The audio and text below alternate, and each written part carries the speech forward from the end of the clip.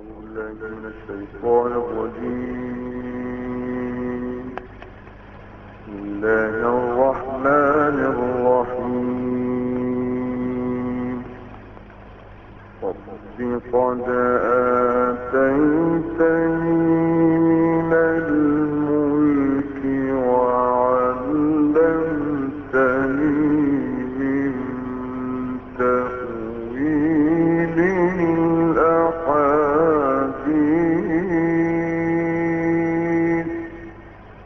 فاطر السماوات والأرض أنت ولي في الدنيا والآخرة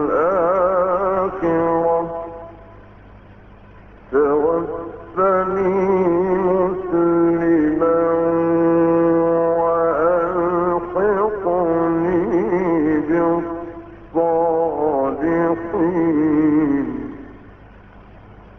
Y es una presentación, se podría decir, del Islam. Y es acerca de la felicidad, cómo uno llega a lo que es la felicidad. La felicidad es una meta común que cada persona quiere llegar a ella, ¿no? O que todo aquel que mora en esta tierra quiere llegar a la felicidad. Los intelectuales, los éticos, los filósofos, muchos se han empeñado en buscar cuáles son los medios que nos llevan a la felicidad y cuáles son los medios, ¿sí?, que nos alejan de lo que es la tristeza. Aún así, por todo lo que se ha buscado en estos tiempos, hay muchas veces que se nos presenta aquello que nos hace feliz como una droga, ¿sí? O sea, que en un momento uno se siente bien, o es como una anestesia, ¿no? De que cuando se nos presentan cierto tipo de cosas, como que te van a decir, esto es lo que te va a hacer feliz, hacen que la persona sea feliz en un determinado momento, pero ya después ese efecto se escapa, se va.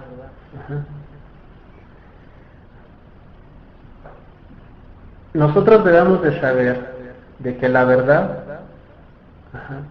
debe estar libre de deseos. Cuando a una persona se le presenta algo que es verdadero, si esa persona se quita de todos los perjuicios que tiene, o de todos los pensamientos que antes tenía, debe aceptarla como verdad siempre y cuando se aparte, ¿sí?, de los perjuicios que tenía, y la debe de aceptar como verdad, porque la verdad es clara. Ahora, muchos psicólogos también han dicho que las personas que están más apegadas a la religión son las personas que son más felices, ¿sí? Y se ve en la mayoría de los casos de que una persona que se apega a su religión, pues se puede decir que es una persona más feliz. Nosotros, cuando vemos el gran número de religiones y cuando nos ponemos a pensar en los fundamentos de estas creencias, sí, ahora hay muchísimas, hay miles, vemos que la diferencia de las religiones son diferencias fundamentales, no son diferencias, ¿sí?, que son pocas, sino, o sea, son diferencias en sus raíces, que son grandes diferencias, ¿no? O sea, en una te puede decir de que Dios puede ser todo lo que tú ves, en otra te puede decir que Dios es un hombre, etcétera, etcétera. En otra creencia te puede decir de que no hay un Dios, en un tipo de ideología.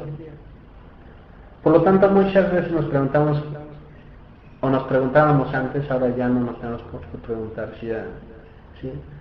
¿Qué creencia o qué ideología es la religión verdadera? ¿O cuál de todas esas creencias que se nos presentan, pues es la que nos garantiza la felicidad en esta vida y en la otra?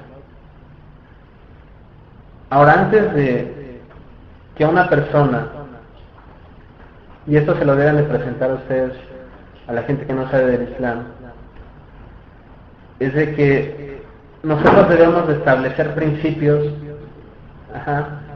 verdaderos para dirigirnos a la selección de cuál es la religión verdadera. Hay un acuerdo común en todos los intelectuales, sean musulmanes o no, de que el hecho de que un hombre se haya desarrollado en un grupo específico, en un lugar específico, en un tiempo, en un país, o el hecho de que sus padres hayan sido de tal religión, no es una prueba para que la religión de él sea la verdadera religión. ¿Me entendieron? ¿Sí?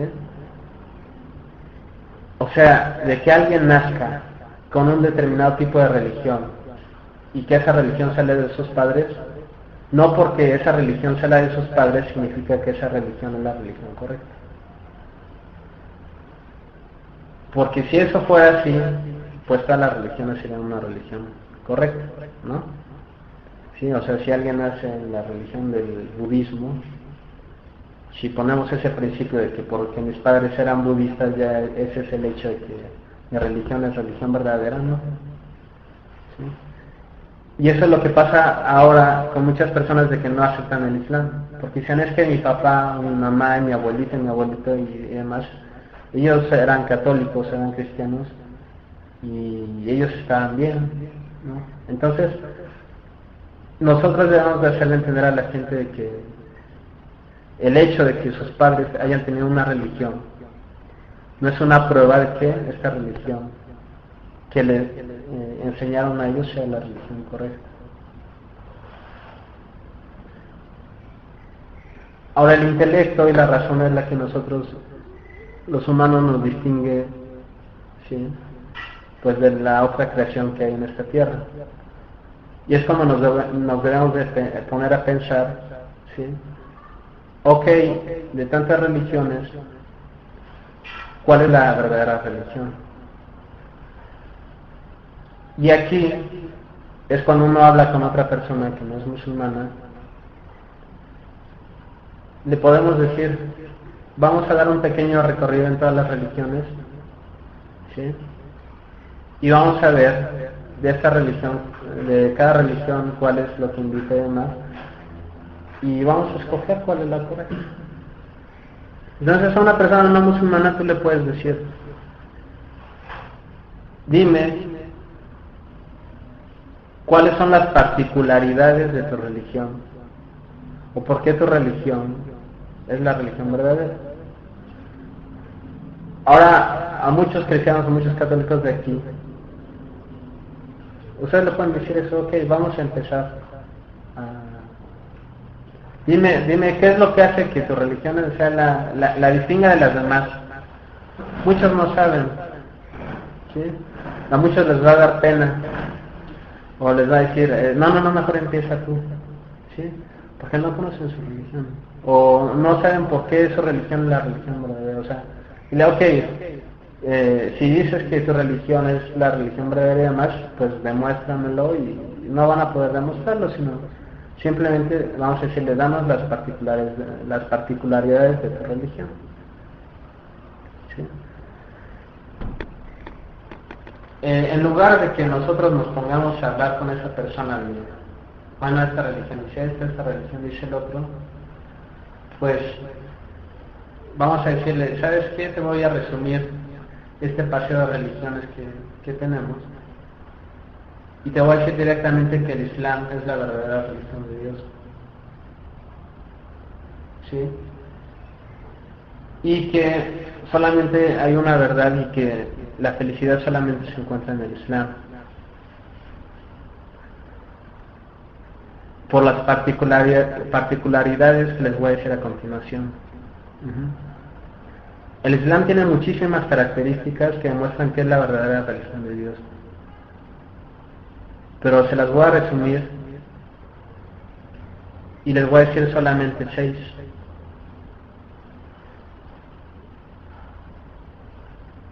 Ahora, mucha gente va a decir, no, ya tú quieres imponer tu religión o demás.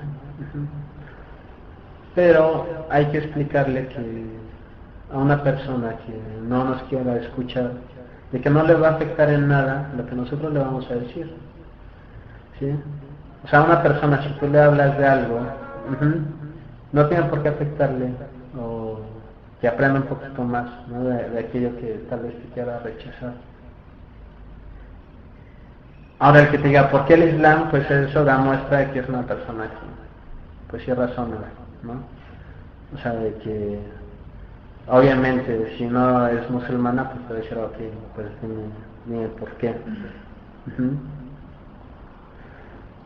Entonces, es difícil encerrar en pocas palabras estas particularidades, pero una de las particularidades, y esta es la primera, y es una de las particularidades más grandiosas del Islam, es que satisface totalmente el alma del hombre, ¿sí? Hace que quien la profese mantenga siempre una relación con Dios, ¿sí? Y los efectos que va a tener una persona que practique realmente el Islam es de que va a tener tranquilidad y descanso de espíritu, va a estar protegida de la confusión, de la perdición y de la ausencia de una paz espiritual. Así como que va a ser muy difícil que tenga perturbaciones psicológicas esta persona. Y sí, la primera particularidad que les digo entonces es de que el Islam les va a dar una tranquilidad a su espíritu, ¿sí? Dijo el profeta sallallahu alaihi wasallam, la paz sea con él, de que en el destino del musulmán todo es bueno para el creyente. Si le pasa algo malo, si le pasa algo bueno y agradece, ¿sí? Alá lo recompensará. Y si le pasa algo malo y tiene paciencia con ello, Alá lo recompensará. Entonces, tanto siempre en las buenas y en las malas, ¿sí? Para el creyente va a ser bueno lo que le pase, ¿sí? Y uno, si sabe eso, va a tener una tranquilidad, o debe de tener una tranquilidad total. O sea, también Alá dice en el Corán, ¿no? ¿Acaso no con el recuerdo de Alá se tranquilizan los corazones? Y podemos hablar de la tranquilidad que puede sentir el musulmán cuando, por ejemplo, el profeta sallallahu alaihi wasallam le decía a Bilal, que era el que llamaba a la oración, oh Bilal, llama a la oración para que se tranquilicen nuestras almas, ¿no? O sea, hay muchos ejemplos de cómo aquella persona que practica el Islam, ¿sí? Le vaya como le vaya, se va a sentir bien. Por ejemplo, uno de los grandes eruditos, Ibn Taymiyyah, ¿sí? Decía, si a mí me sacan del país, yo estoy de viaje, ¿sí? Si me meten a prisión, pues puedo adorar más a Alá, ¿sí? En el momento que yo esté en la cárcel. En todo momento a mí me doy, si me llegan a matar, pues soy mártir, ¿no? Entonces, cualquier situación que uno esté en el Islam y lo practique, va a tener una tranquilidad en el corazón. Ibn Mas'ud, que era uno de los compañeros del profeta sallallahu alaihi wasallam, decía, aquella persona que cuando esté sola se sienta intranquila o que no esté tranquila con el recuerdo de Dios, que se preocupe porque no tiene corazón, ¿sí? ¿Acaso nosotros nos debemos de preguntar, acaso cuando nosotros estamos solos nos sentimos bien? ¿O acaso nosotros no se nos tranquilizan nuestros corazones cuando hacemos la oración, o cuando leemos Corán, o cuando leemos Hadith? Ahí es cuando debemos de ponernos a preguntar, ok, si yo no siento eso y si no estoy tranquilo, pues ¿qué pasa conmigo, no? Tenemos que ponernos a pensar eso, porque si no pasa, tengan cuidado, debemos de tener cuidado con eso. Y podemos hablar de esto mucho tiempo, pero bueno, dijimos vamos a resumir un poquito. Otra de las particularidades del Islam, que esta es la segunda, es que concuerda totalmente con el intelecto. Todos sus juicios y legislaciones son aceptadas por la razón, ¿sí? No es posible que haya una contradicción en ellas definitivamente. Es por ello que cuando una de las personas aceptó el Islam, Le dijeron, ¿por qué aceptaste el Islam? Y esa persona respondió, es que no hay ninguna encomienda en el Islam que el intelecto diga, ojalá no se hubiera encomendado, y no hay ninguna prohibición en la que el intelecto diga, ojalá no se hubiera prohibido. Por consiguiente, hay muchas religiones que es difícil la aceptación de muchos de sus fundamentos. El intelecto permanece perplejo o no los entiende para aceptar mucho de ellos. En cambio encontramos que en el Islam honra al intelecto, ¿sí? Encomienda la reflexión y prohíbe la ignorancia y condena el seguimiento a ciegas. Un ejemplo de ello es, por ejemplo, Ibn Qayyim, rahimahullah, otro gran sabio, decía, él tenía un poema que decía, Ayahlun da'un qatilun, ¿sí? Decía, la ignorancia es una enfermedad que mata. Wa shifa'uhu amrani fil tarkibi muttafiqan. Y su cura son dos cosas conjuntas. Nasu min al-Quran wa sunnah wa tabibu dhaka al-alim rabban. La cura de la ignorancia son dos cosas conjuntas. Los textos del Corán y de la Sunna, y su doctor es aquel que lo enseña. En muchas religiones está prohibido preguntar por qué. ¿Sí? En el Islam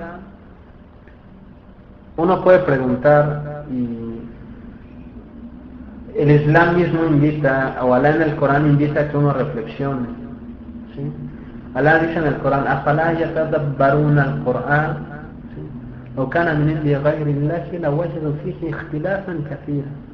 Si acaso no se ponen a reflexionar el Corán, si fuera de otro que no sea Dios, encontrarían en él muchas discrepancias. ¿Sí? Nosotros no tenemos una creencia que dice 1 más 1 más 1 es 1, ¿no? ¿Cuánto es 1 más 1 más 1? 3, ¿sí?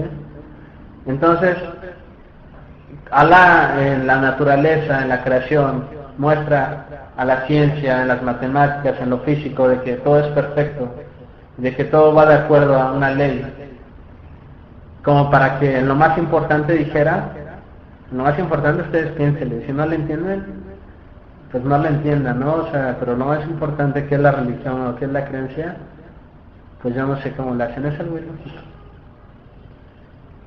¿Acaso no es algo totalmente razonable? Si Dios es uno, tú tienes una relación con Él y se acabó, ¿sí? A un niño, si a un niño se le pone a hablar de los fundamentos de otras religiones o ideologías, pues el niñito se va a quedar viéndote como diciendo, ¿qué me estás diciendo? ¿No? O sea, no lo entiende a uno, pero a un niño uno le dice, hay un solo Dios, ahí pídele, el niño entiende. Y no hay más que buscar, o sea, el Islam es algo fácil y honra el intelecto humano, ¿no? Y eso es algo bien importante. Nosotros muchas veces al leer, tal vez digamos, bueno, es que esto no lo entiendo, o puede haber juicios del Islam, ¿sí? De que una persona cuando los lea, dice, bueno, pero ¿por qué? ¿Sí? Y eso de los sabios, a una contradicción, es una aparente contradicción. Tal vez cuando leamos un hadith y venga otro, ¿sí? Uno encuentra una aparente contradicción, pero no las hay. Si uno encuentra una contradicción, aparente contradicción en los hadiths o en el Islam, es una de dos, porque no has buscado bien, o la segunda, porque no lo está razonando de la manera que se debe razonar. ¿Sí? O sea, los mismos sabios dicen, tráiganme 2 hadith que ustedes tengan aparente contradicción y les voy a demostrar que no.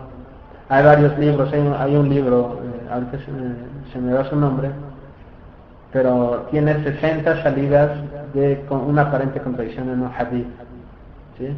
O sea, ya sea de que estaba drogado, ya sea que un hadith es fuerte y otro hadith es débil, ¿sí? ya sea que hubo un aumento en la transmisión del hadith, etcétera. ¿Sí? No, en el Islam no hay contradicciones. ¿Sí?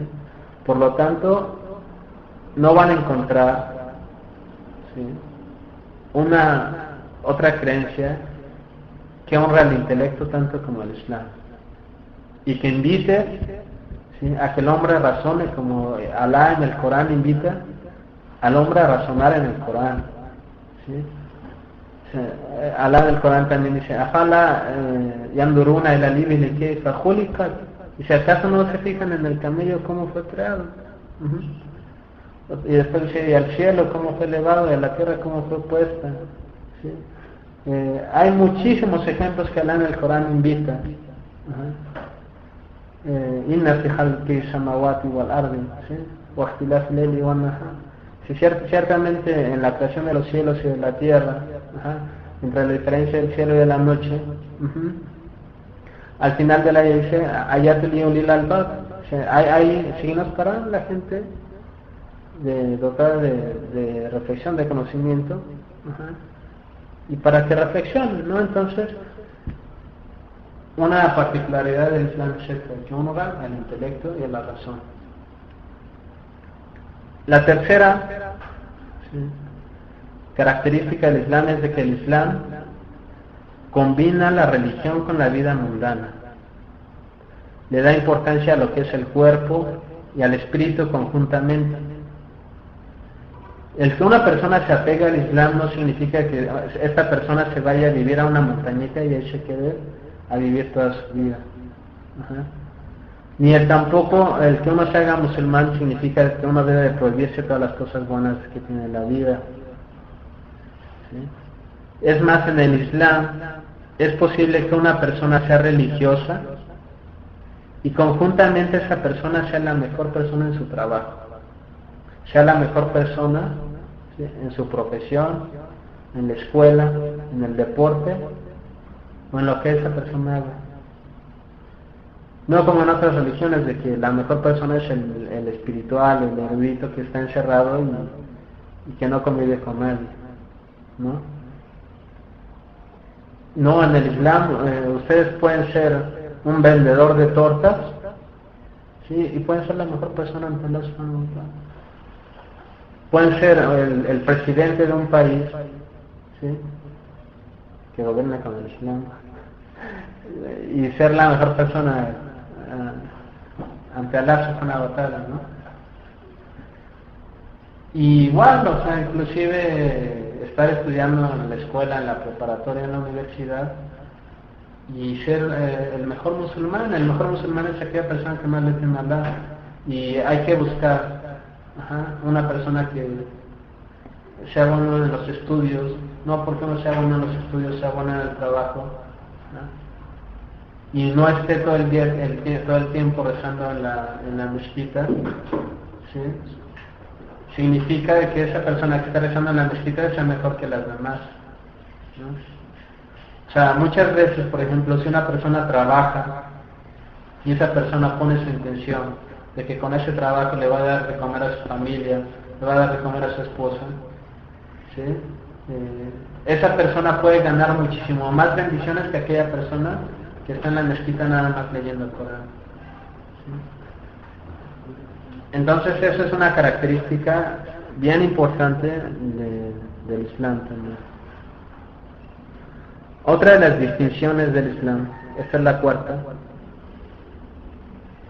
es que en realidad es una religión completa e inclusiva,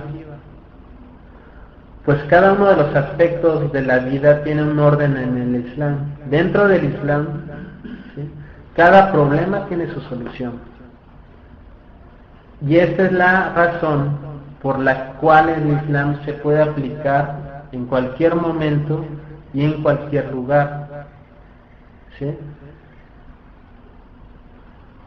Y ahora, esta es la razón también por qué el Islam se está expandiendo muchísimo más que otras religiones, porque el Islam presenta la solución a cada problema, ¿sí?, comenzando desde los dictámenes de un juicio y la resolución de conflictos, ¿sí?, abarca desde las ventas, las transacciones, ¿sí? Las transacciones económicas, la organización social, las relaciones sociales, la vida matrimonial, los asuntos al saludar, los modales en los caminos, ordena el comportamiento del individuo consigo mismo cuando uno duerme, cuando uno come, cuando uno viste.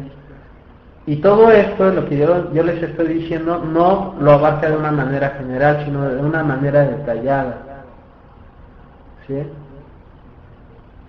Hay cosas que el Islam abarca en los asuntos más pequeños que uno se queda asombrado, ¿sí? De cómo los encierra y de cómo los explica, ¿sí?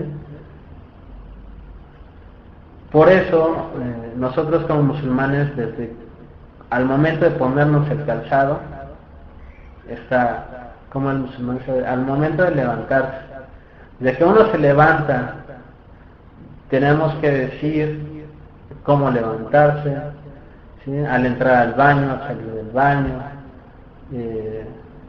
al comer, ¿sí? En todo el Islam lo abarca, ¿no? Desde las relaciones internacionales hasta los modales de cómo comportarse en una clase, ¿no? También todo. Por ejemplo, al momento de encontrarse con otro musulmán en un camino, ¿sí? O sea, dijo el profeta sallallahu alaihi wasallam que el pequeño saluda al grande, de que aquel que va montado salude a aquel, o sea, montado en un caballo, en un transporte, salude al que no lo está, que un grupo chico salude a un grupo grande. Hasta ahí el profeta sallallahu alaihi wasallam me enseñó todo. Una vez estaba un hombre comiendo con su amigo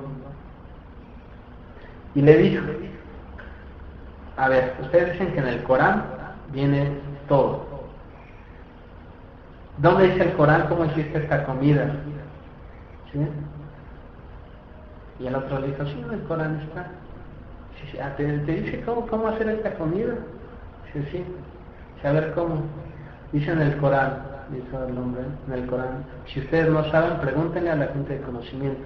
Entonces yo le pregunté a ese que él sabía cómo hacer la comida y le pregunté y me enseñó cómo hacerlo, ¿no? Entonces, el Islam abarca todo, cualquier problema que uno tenga, ¿sí? Solamente desde que uno busque, en el Islam está. No hay necesidad de que nosotros vayamos a otro tipo de ideología, o se puede aprender, ¿sí? de lo demás, pero en el Islam está todo, ¿sí? Esa fue la cuarta. Sí, vamos con la quinta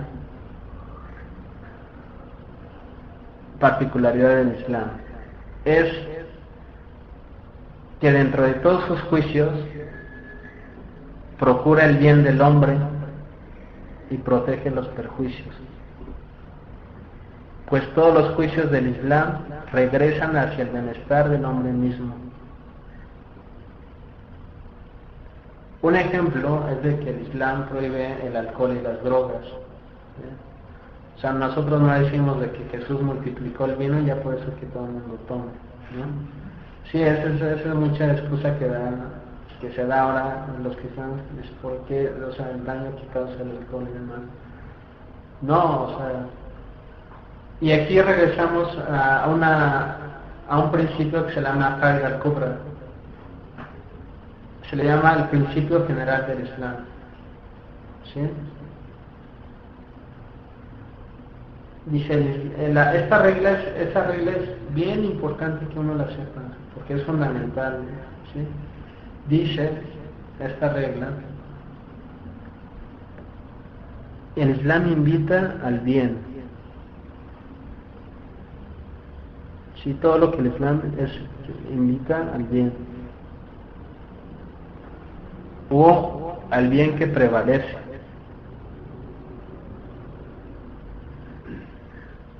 y prohíbe el mal o por el mal que prevalece.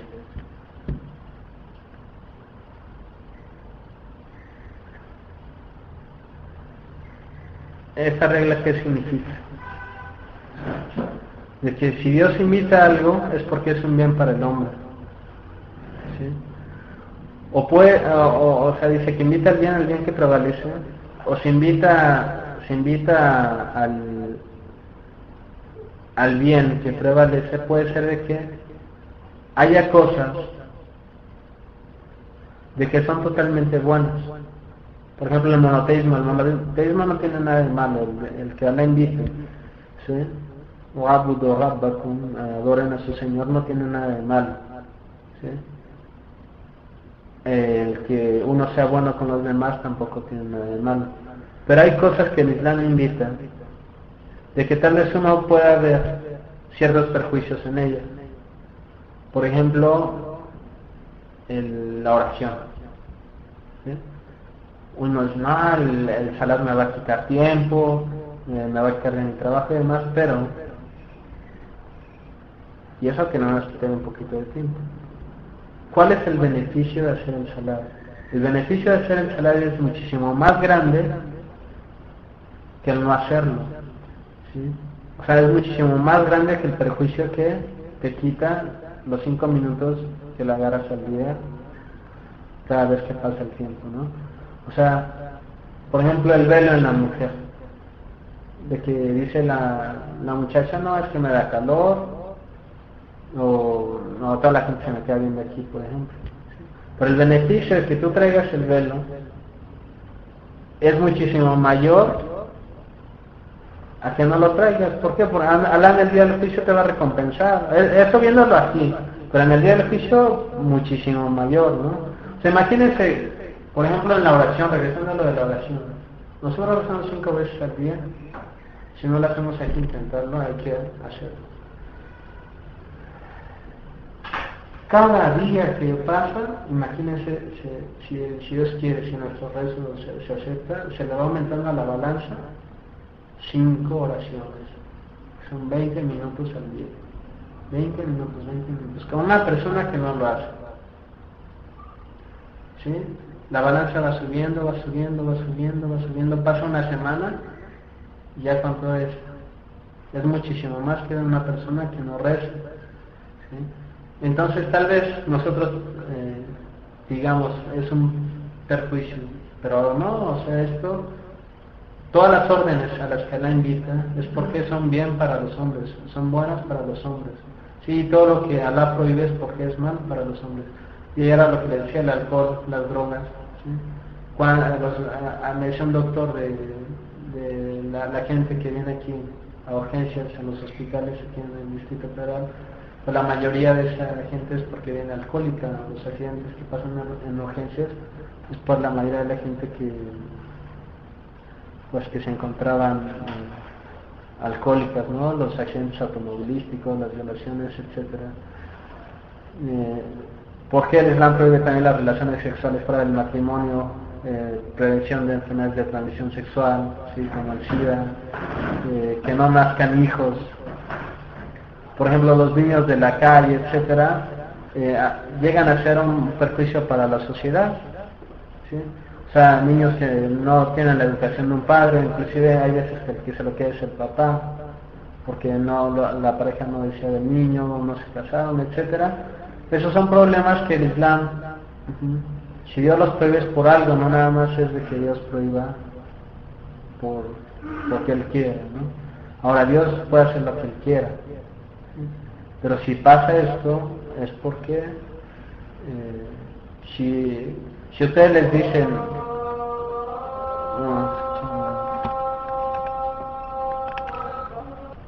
el Islam recomienda que la mujer no muestre sus encantos frente a hombres extraños, es por la gran protección que se le da a la mujer, ¿no? O sea, nosotros o la mujer no es como una mercancía barata que se enseña frente a toda la gente, ¿sí? Sino la mujer es algo muy valioso, ¿sí? Que hay que cuidar y hay que protegerla de hombres que no todos los hombres son buenos, ¿no? Sino hay hombres que son hombres perversos, que no les importa sino satisfacer sus deseos, aun sea por encima de la bondad de una mujer, sí, por el valor que ella tiene, la pureza de ella. Entonces, cuando a a una persona se le pregunta, o a nosotros se nos pregunta así como musulmanes, ¿por qué Dios invita a esto? Lo primero que se nos debe venir a la cabeza es porque no sea un bien para nosotros, aunque no lo sepamos, ¿sí? Y si ustedes dicen, si les preguntan, ¿por qué Dios les prohíbe esto? ¿Sí? Lo primero que se nos debe venir a la cabeza es porque es un mal para nosotros, ¿no? Por eso Allah en el Corán también dice, tal vez ustedes deseen algo,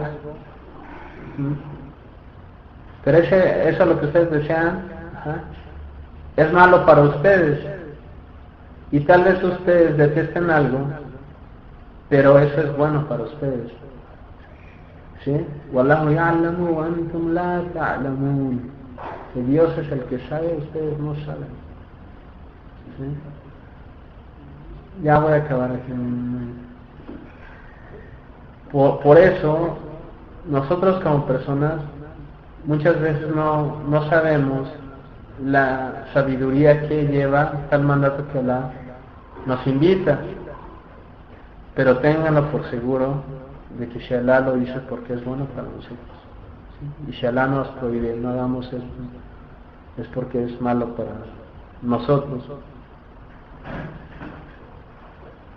Esto también no significa que el Islam prohíba las buenas bebidas o las relaciones sexuales, no, sino las regula, ¿sí? Al contrario del matrimonio, por ejemplo, ¿sí? Hay buenas bebidas que uno puede tomar, no precisamente el alcohol lo es todo, etcétera, ¿sí? Sino simplemente el Islam regula lo bueno y lo que es malo, ¿sí? Por último, el último aspecto, no son los únicos, pero ya les decía en forma resumida, el último de los aspectos que vamos a ver hoy, los que son más brillantes del Islam, es el interés en el establecimiento de los fundamentos en lo que es los buenos modales, ¿sí? En la sinceridad y en la prohibición a la opresión, transgresión y a los malos modales, ¿sí?